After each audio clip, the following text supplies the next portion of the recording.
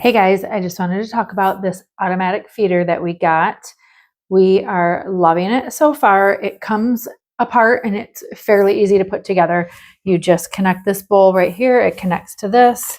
Then you have your stainless steel bowl. You just put down there in that.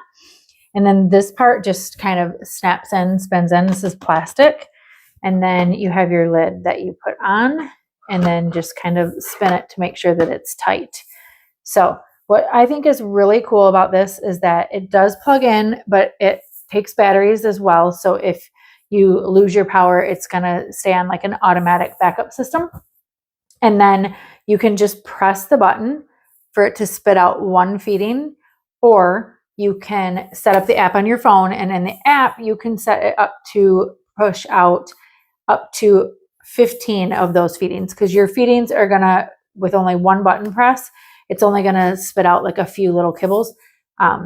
So with the app, you can set it to, if your animal usually eats more, you can set it to spit out 5 of those at a time for a feeding.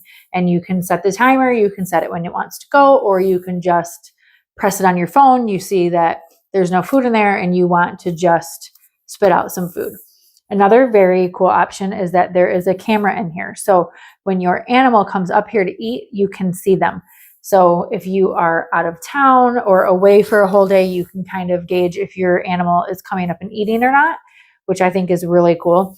And then there is a button that you can record yourself, which also is a really cool feature. So every time this button goes off, it says like it's dinner time. That's what I put in there. But you can put whatever you want in there, or you can have no recording. But it's going to go off every time that you press the button. So I'm going to press the button once and show you what it's going to be like when it comes out, and you can hear the recording. Dinner time. So over the day, your animal can hear your voice, which is kind of cool too if you're gone. So I think that's a great option. I like that it only spits out like a little bit of food, so it's not going to get overly full or clogged. And then as far as your food, you want to just make sure that you are not using food that is over 15 millimeters.